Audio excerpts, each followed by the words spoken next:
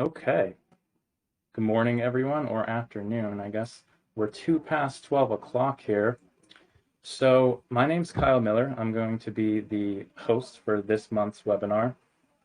For those of you that don't know me, I am the clinical supervisor at our Pottsville location, and this is our 22nd webinar. 22.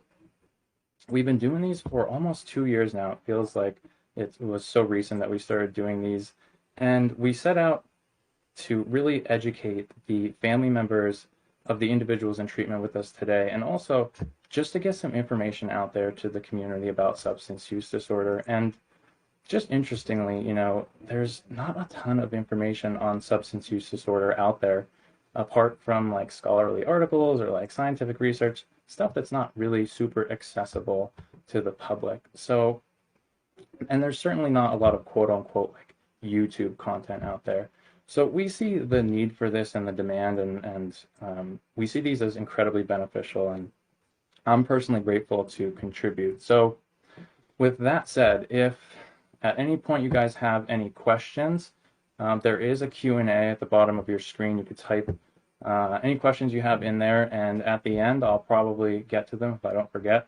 But as I'm going through this, I probably won't be answering them in the interim, but at the end, we'll certainly get to them, okay? So the topic, right? This is what you've all come here for. We're going to be talking about the different models and theories of addiction today. And I just think this is such an important topic right now in America. It's certainly a public health crisis. I think we could all agree. Similar to obesity and heart disease, but much less understood. And I think that's the problem.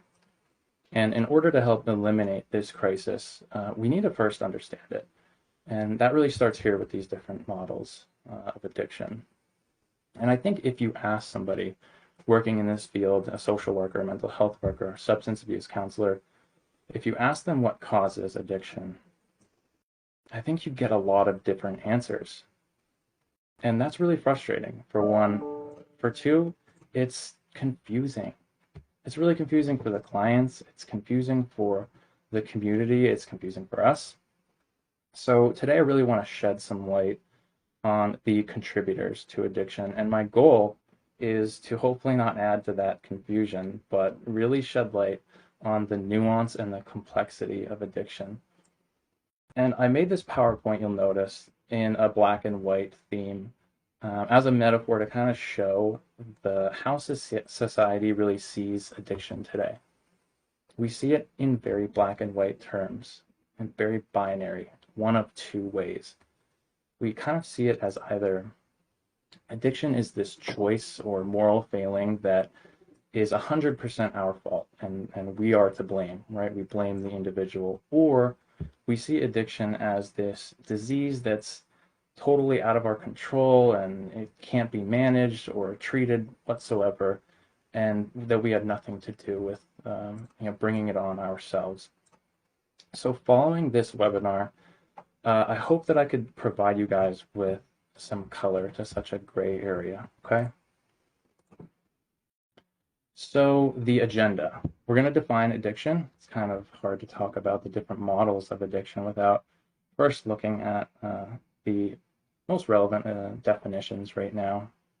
And then we're going to look at the four different models of addiction: moral, spiritual, environmental, and the disease model. I think these four are the most important. I should note there are other models out there. There's the biopsychosocial model, there's a psychodynamic model, which focuses on sort of mental health and how substance use is this maladaptive coping strategy to kind of deal with our substance use. But I thought these four were the most inclusive, so that's what we're going to focus on today. Defining addiction. How do we define it? Most of these formidable institutions I have here define it differently, but at the very least, they do reference addiction as a disorder or at least a disease very consistently.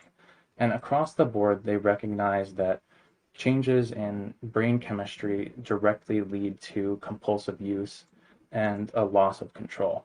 Even ASAM goes as far as to say that addiction involved the complex interaction between someone's brain circuits, their genetics, environment, experience, which I was really happy to see.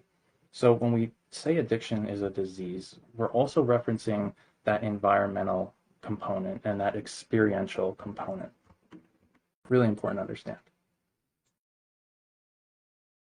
Okay, the moral model. This made the most sense to start with because it's considered the first model.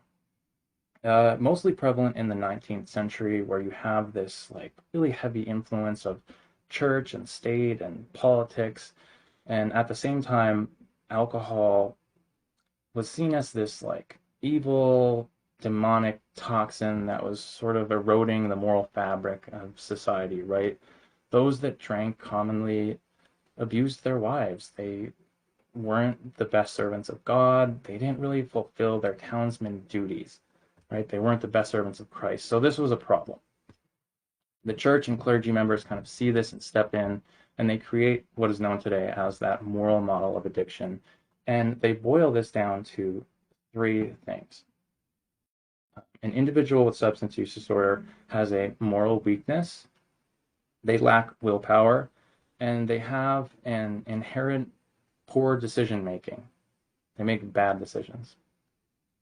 And the solution to getting sober, according to this model, is to completely abstain and kind of pull yourself up by your bootstraps and white knuckle it. They don't promote therapy or any kind of medical support, medication, treatment, things like that. This promotes stigma because it places far too much emphasis on the individual, I think. It places too much emphasis on the self and personal responsibility while simultaneously de-emphasizing or not recognizing all of those other components, environmental components, pain, trauma, genetics, right? They just don't account for any of that.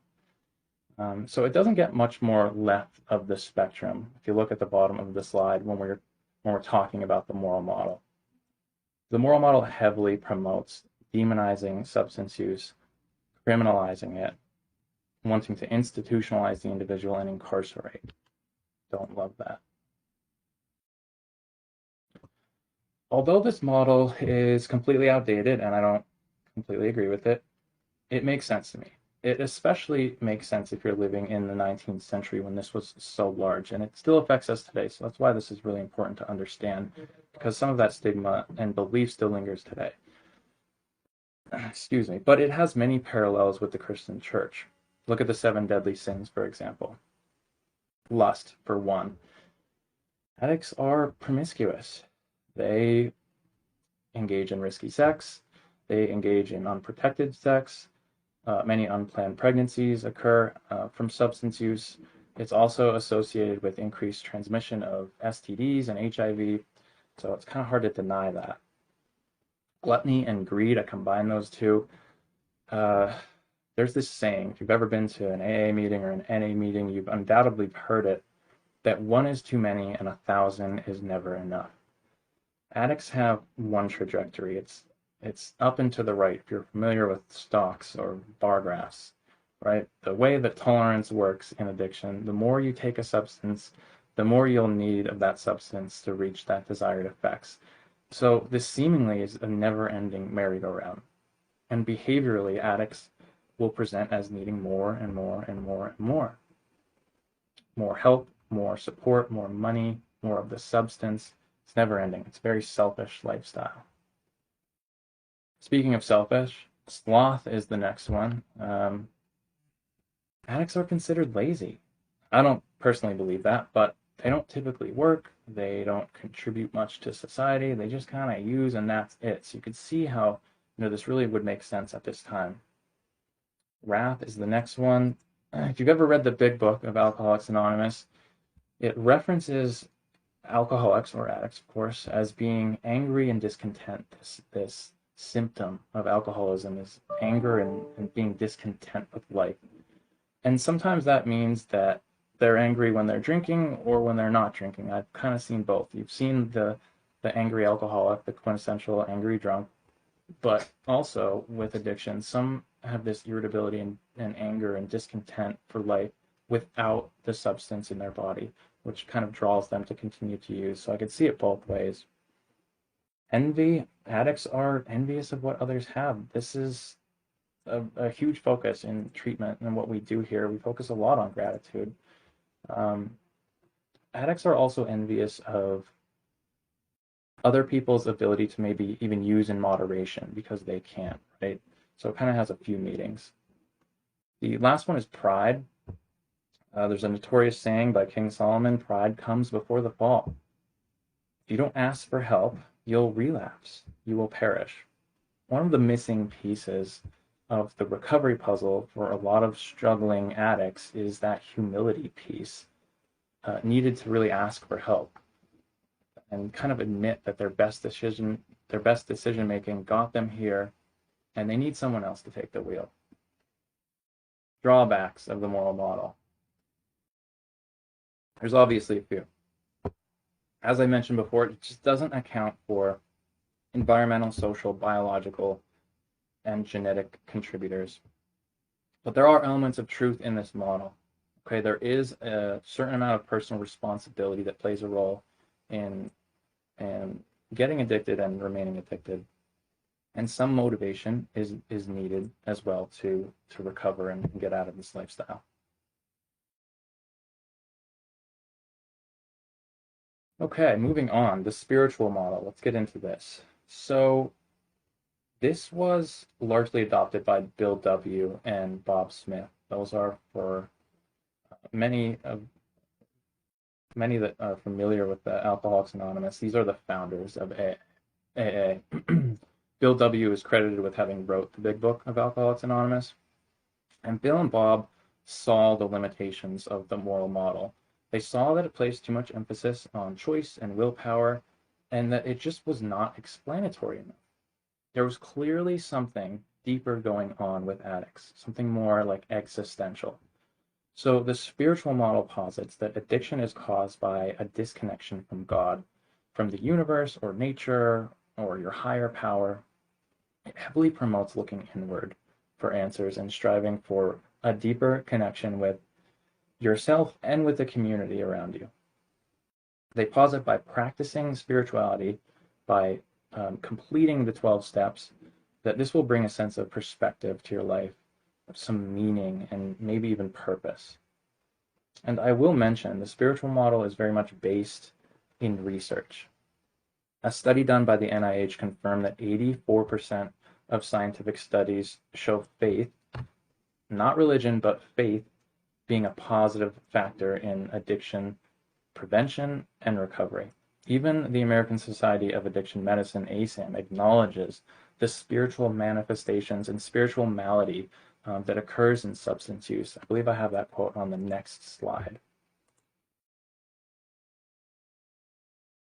So the spiritual model sees these common traits in addicts: the lack of structure, the lack of purpose in life, lack of practicing honesty, transparency. They see the guilt, shame, the suffering associated with addiction. And this is thought to be addressed no other way than through the spiritual focus, through working the 12 steps. They see it as this perfect fit. I also want to take a minute to explain the confusion with God and the spiritual model. This comes up all the time. I cannot go over the spiritual model without referencing this dilemma. So the spiritual model, along with Alcoholics Anonymous, was never meant to be a religion. It was written with intention of being all-inclusive, but it does use the word God a lot, and that throws people off. But the whole point of a higher power through a spiritual lens is for the individual to understand that getting sober shouldn't be done alone. That's really it. And when you humble yourself enough to understand that you need something greater than yourself to help you get sober, you're finally able to really understand the spiritual model and be able to practice it. So your higher power could be anything that is not yourself, anything greater than you. It could be your local self-help group. It could be your sponsor. It could be a loved one who passed away. It could be the universe. It could be nature. It could be God. Anything that's going to help keep your head above water. Because we always have to remember that our best decision-making has got us here. Okay, limitations of the spiritual model. Very similar to the moral model, it does not promote treatment, doesn't really promote medication. Doesn't place a ton of emphasis on environmental factors, but as I stated before, it acknowledges the importance of community and healthy support. So a little better there, and doesn't at all talk a lot about brain changes or genetics. Okay, moving on, the environmental model of addiction. This one is vast. It interests me a lot because it's kind of rooted in that nature versus nurture debate. My take on the environment is that we have some control over it to a degree, whereas biologically, there's really no changing our baseline brain chemistry or how active our limbic system is or what our pleasure center, how it functions. The contributors that we're going to break down today for environment, although this is not a comprehensive list, I will break them down further, is the home environment, our friends and our cohorts, the people we surround ourselves with, society as a whole, and of course, the culture that we are in. So we'll start with the home environment. I don't know if this is blocking. I don't know if you guys can see this. So children raised in homes where trauma events occur at a higher rate are obviously at a higher rate for addiction, or they're at a higher risk for addiction. And poor parenting styles contribute to this. Parenting styles like authoritative and permissive styles promote addictive risk factors very early on. Take authoritative parenting style, for example. It simply does not have the emotional support needed for that healthy attachment to the individual, where permissive style parenting does not provide enough structure and protective factors needing, right? It increases that risky behavior and the risk of early experimentation with drugs earlier than they should be, or whatever's normal. Trauma can cause actual changes in the brain, as some of you might know. Teens who have been abused and traumatized as children were found to have changes in areas of the brain associated with increased chance of addiction down the line. So sure, it changes the brain, but it changes the brain in a way that makes us now more susceptible to addiction and mental health, or both. That home environment in childhood and early adulthood matters a lot. Growing up in a stressful home, or in a home where you don't learn the greatest coping skills, obviously leads to addictive tendencies. So coping skills they don't come innately, biologically hardwired in us. We learn those from our parents, right? We don't come built in with them. So if we have parents who aren't the best of role models, we're really already starting off on the wrong track. And speaking of role models, we're going to get into that in this slide as well, but we're going to talk about friends, because friends matter as well. We are social creatures. Humans are hardwired for connection, which is great. And those who have a lot of friends are shown to be more confident. They have more protective factors. They're more resilient. They have increased self-worth. They have increased purpose. All of these great things. But let's say these friends of yours, they use drugs and alcohol, more so than not. Now you're put at an increased risk for substance abuse, right? Follow me? So what am I saying? It's sort of a double-edged sword. Some might feel there's no alternative friend group for them.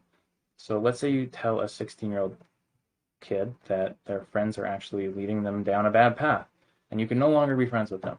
Now all of the added benefits go away. They're isolating, they have poor social skills, low self-worth. See where I'm going with this? This can also lead to substance use. And I just wanted to state that because of how incredibly challenging these waters are to navigate for parents. It's never an easy answer. Your friends use drugs, well, just don't hang out with them. Sometimes they might not feel like they have alternate friend groups to go to. And it could be a lose-lose at times. Role models, right, aside from friends, affect us behaviorally. Role models teach us how to act. They teach us how to conduct ourselves in social situations, making decisions, relationships. They also affect our self-esteem. It could really make or break our self-esteem early on, our role models. A negative role model can really kill your confidence and self-efficacy. Habits. We also pick up a lot of habits from role models. Children can learn habits from their role models that last a lifetime. Things like using alcohol to cope with negative emotions, or seeking medications when we get injured, or using drugs to celebrate with friends are all habits we can inherit from whoever it is that we sort of look up to. One study comes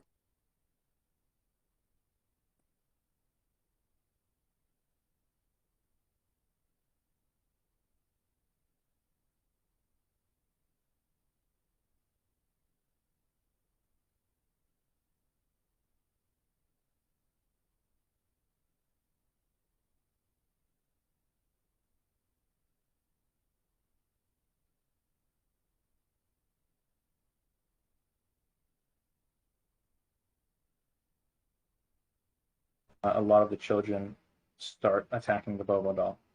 The children who are with no authority figure that comes in to aggressively assault the Bobo doll are less likely to attack the Bobo doll. So really, this is kind of obvious, right? Children are like sponges, and what they see, they eventually mimic.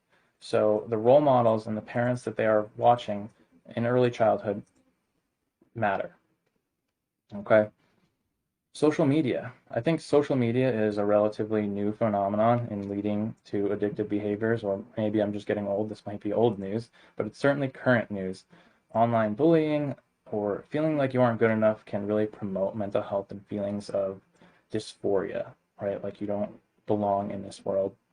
It's also, as we all know, it sets very unrealistic expectations and unattainable standards at times for children. And this could even be difficult for adults, right? We could all admit to that.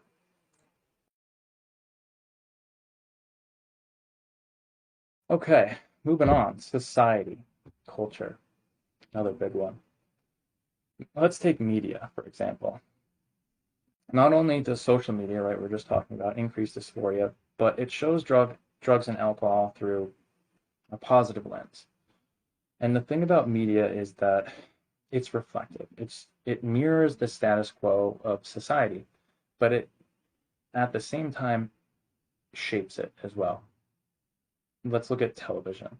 Some 71% of primetime television programs depict alcohol use, and 20% mention drug use. And although 33% of that drinking and drug use is painted in it's depicted humorously, right, through like a good lens or happy lens, I don't think it even matters whether it's depicted humorously or self-destructively. It influences us all the same, right? What do I mean by that? Some shows that come to mind for me are Breaking Bad, Mad Men, Euphoria, Succession, Sopranos. You might have heard of some of these. Let's take Euphoria, for example. It's a really popular one right now. Euphoria might teach the youth that fentanyl is dangerous and bad, but it also glamorizes it. It could also normalize using drugs in response to sadness or depression, adversity, or even heartbreak. Music. Drugs are present in nearly half of all music videos, and that's despite genre, so I'm not singling any genre out. With 35% of that being alcohol and 13% of that being illicit drugs. America. This one is also really important. America is capitalistic, right? We all know that. And pharmaceutical companies like Purdue Pharma take advantage of that. If you don't know who Purdue Pharma is, they are coined with marketing the notorious drug OxyContin. They created it and they marketed it infamously as non-addictive or with a very low risk for abuse or addiction. This company has been accused of really helping fuel or has directly caused the opioid epidemic in the United States, which, and we could all agree, is seen as a massive public health crisis right now. And in the last 21 years, more than 500,000 people have died from opioid overdose alone. So when we take a step back and look at America, our environment, from a macro perspective, these major institutions matter. So does our culture. Things like big pharma, doctors, drug laws, they all influence our environment and have outcomes. Let's look at laws, for example. Drug laws, more specifically. President Nixon started the war on drugs in the 70s, and there's a lot to be said about the drug laws in America, but I'll say this. Historically, America aims to incarcerate first and treat second. And, I thought about implementing hard-hitting statistics into this segment to like really drive this point home, but honestly, it just became very clear to me that this point is better summed up like with a statement instead of numbers because there's a lot of statistics out there. It would just be redundant to list a few of them. So I'll say this. Substance use must be treated as a public health issue, not a criminal justice issue. Substance use must be treated as a public health issue, not a criminal justice issue. So what starts out for some as recreation, curiosity, experimentation, maybe even prescription leads to a life of crime, chronic use, and abuse due to these harmful drug laws.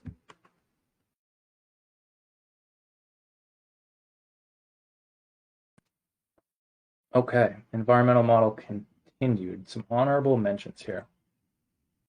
When we talk about the war on drugs and the disease model of addiction, much of it stemmed from these early rat studies in the 50s and 60s. You might have heard of this. It's pretty common. These early studies placed rats in very small cages, usually with two options. They had water available to drink, or they had water with infused with cocaine or heroin. And almost all studies resulted basically in the rats dosing themselves until death while ignoring the fresh drinking water. And what is the takeaway from this? What does this tell us? This sort of painted a very black and white narrative of substance use early on, that if you use certain illicit drugs, you will undoubtedly become physically and mentally addicted, and you're going to use until you die, which isn't really true.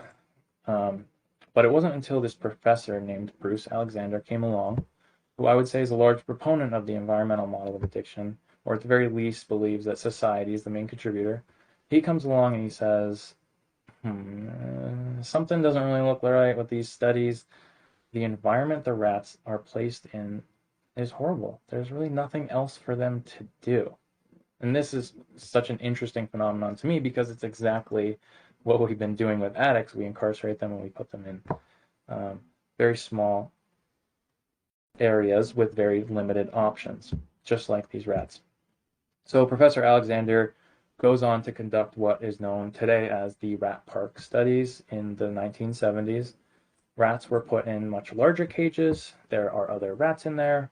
They have cheese and wheels and balls and tubes and stuff to play with. And this was conducted with morphine. It wasn't cocaine and heroin, so a little different, but still an opioid. And the conclusion was that the rats consumed much less morphine in the rat park, in the enriched cage, I should say.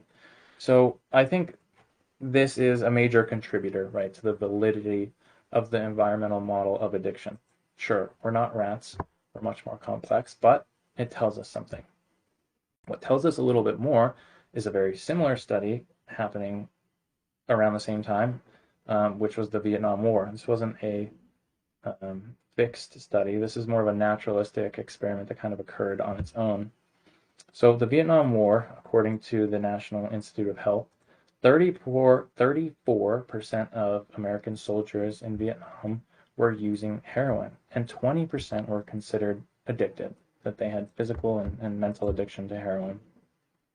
And most would presume that this is going to lead to a massive uptick in veterans coming home and using heroin, a massive uptick in heroin use.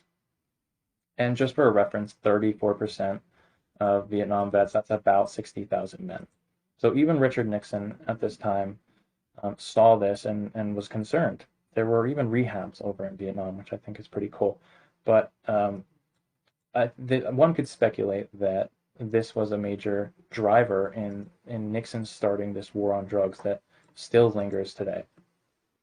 So everyone kind of thinks that all these Vietnam War vets are going to come back and continue to use heroin.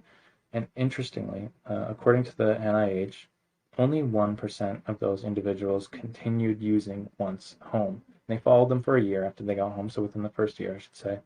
And 10% of them tried the drug, right? They tried heroin when they got home, but they didn't continue to use. I think this just speaks volumes about a lot. These studies don't fully explain addiction. No, of course they don't. But they're clues. I think that at the very least, it shows that the environment matters. So geographic change incorporated into a client's treatment plan or into their recovery plan certainly has value. Okay, last but not least, the disease model of addiction. I know we're going over here a little bit. Bear with me. 5 minutes.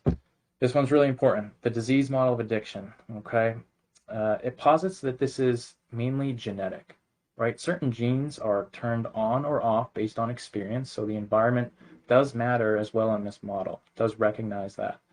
But there's no one gene we can point to that says, hey, you're going to be an addict, and we can't just eliminate that gene. It's a host of genes that interplay with one another and interact depending on experience. But there are certain cultures and people that have stronger reactions to select substances. There is that heritability element or the hereditary aspect of it. So the disease model posits that some of this increased affinity for certain substances based on baseline brain chemistry, right? Just like some are born with type 1 diabetes and their pancreas doesn't produce insulin, some are born with this natural liking for substances. And should they experiment with drugs early on or happen to need surgery and get prescribed a medication, this could trigger their addiction. To fully understand the disease model of addiction, you must first understand dopamine. Dopamine is a neurotransmitter. It's one of 8 that, when released, brings on feelings of reward, motivation, and pleasure. It also plays a part in like our sleep and wake cycles, learning, memory, all that jazz. But what's really important is that dopamine is needed for our survival. Dopamine ensures that we as humans are supplied with the motivation needed to continue to do the things that we need to do to survive. If we weren't highly incentivized with pleasure and reward for doing some of these things, we wouldn't do them today. So things like drinking water, reproduction, eating, protecting our children, protecting our offspring, if we weren't really highly incentivized with pleasure and reward, we wouldn't be here today. It's pretty heavy stuff. So how does this relate to addiction? I'm talking about caveman and carrots and sticks. How does this tie into addiction? You've heard it before, right? Addiction hijacks your brain. And this is how it happens in a very simplified way. I'm not a neuroscientist. This is strictly for educational purposes. I'm going to break it down to my understanding, and this is how I explain it to clients as well. So in this figure above this giant brain here, if you could see that, I feel like it's blocked, you will see, you'll see the neurotransmitter dopamine flooding the synapse in 2 different instances, okay? One is while eating food, the other is while using cocaine. Both are very pleasurable, we could all agree. And as you can see, cocaine releases more. It's more pleasurable, go figure. Eventually, the body's dopamine system or the dopaminergic system becomes compromised. It kind of breaks. It builds this tolerance. So now only cocaine or a drug with similar potency is going to release dopamine. So when we talk about the shifting of values and drastic decision-making changes, behavior changes, it's because we no longer derive pleasure from the things we used to like to do. Spending time with our family, eating our favorite food, exercise, being a parent, acts of kindness, they no longer are bringing us pleasure and no longer being reinforced. So our brain has now associated an exogenous substance with pleasure, with reward, and with survival. It's very scary to think about. And eventually, dependence builds, and we need that substance just to get out of bed in the morning and do very menial tasks. Another important thing that happens when we start using substances repetitively, we start bypassing this prefrontal cortex seen here in red, that frontal lobe. Okay, the prefrontal cortex is what separates us from other mammals, and other animals. It's responsible for a lot, but more importantly, empathy, for compassion, consideration, rational thought, higher level functioning thoughts. So when someone uses drugs, people get upset, right? Your family and friends, they raise concerns. They don't like that. You might lose your job. So the prefrontal cortex steps in and says, hey, you need to consider, you need to empathize with your family and friends here. You need to consider how that makes them feel. You need to rationally think about this. This isn't good for you. You know this. It's illegal. It's harmful to you. What do addicts do? So, okay, yeah, you're right. I should stop using. No, they avoid these things. Avoidance behaviors, right? They isolate, they justify, they lie to themselves, they lie to others. And once you do that for long enough, you physically stop. I know this sounds crazy, but you physically stop using the prefrontal cortex. And the temporal lobe, right below that in purple, this is the pleasure center of your brain. It's associated with a lot of things, but mainly pleasure and survival, right? So keeps us alive, fight or flight. This purple area now takes over. So there's a neural pathway in green here, if you can see that's a tiny little arrow. This neural pathway from the temporal lobe to the prefrontal cortex, it's not being used anymore.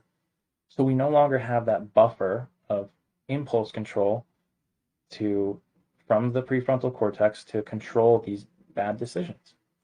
And those neural pathways are just like roads. When we don't use them, they weaken and they eventually are not there anymore. They're unable to be used. So the brain disease model understands the need for treatment services, for the residential structure needed to reestablish these neural pathways through behavior change. That's a big part of what we do here at Firetree. We set out to aid in that behavior change through group therapy, daily programming, structure, individual counseling, so on and so forth. An important question I'm often asked about these models, about the brain disease model, is how long does addiction last? Clients ask that all the time. How long does this take to repair my brain? Can I even repair my brain? That sounds crazy. And the answer is that it depends, obviously. It's thought that these changes in the brain last about a year, okay, give or take. And that is highly dependent on the person, their age, what they're using, if they're mixing it, how much of it that they're using, and a lot genetic factors. There's a lot that goes into it. But a year marker is a good milestone, I should say, for considering brain changes to kind of remit. It's called neuroplasticity, right? The brain does, it's very resilient. It can go back. You can kind of recreate these neural pathways. So that year mile marker is important. Our treatment services at Firetree are aligned with this idea. So if these lasting changes in the brain remain for up to a year, your treatment should be offered in that timeline, right? So we offer detox, inpatient, halfway house, outpatient. There's a reason this step-down method exists. It's not just at Firetree, it's everywhere. And there's a reason that it's the length of time that they are. Should you complete all of these levels of care, it lasts about a year, maybe 8 months, 10 months. It's obviously progress-based and dependent, but the timeline for treatment services is not arbitrary. It's not made up. Okay, so we also use self-report questionnaires here at Firetree. It's a system called Track9 that provides us with metrics to directly measure urges and cravings for a lot of things. Obviously, urges and cravings for your substance of choice, but commitment to treatment, remaining sober, so on and so forth. This helps us loosely monitor those brain changes. The system actually shows it shows the client pictures of their substance of choice in treatment. Some people get really upset about that, right? Why are you trying to trigger me by showing me my substance of choice?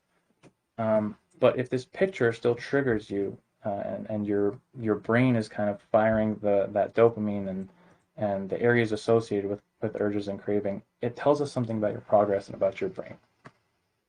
Okay, I see I'm way over. I'll finish with this, okay?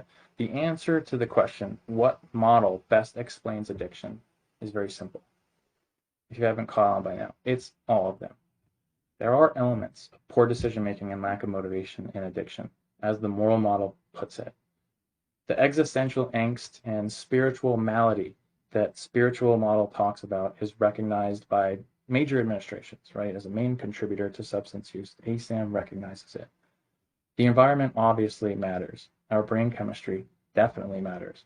But what really matters is what you can get your client, your son, your daughter, your loved one, husband, wife, whomever, to put stock in.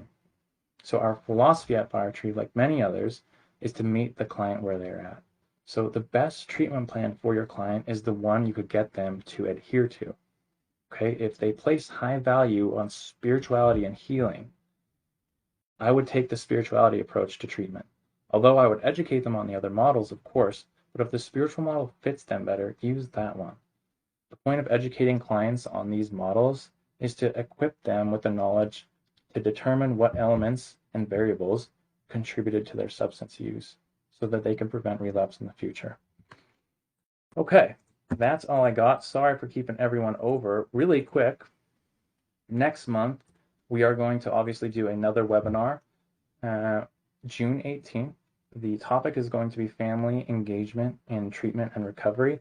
And we're going to go back to our normal host, Amber Biddle, to host that one.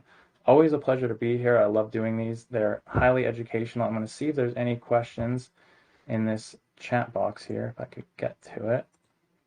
There are none. Okay.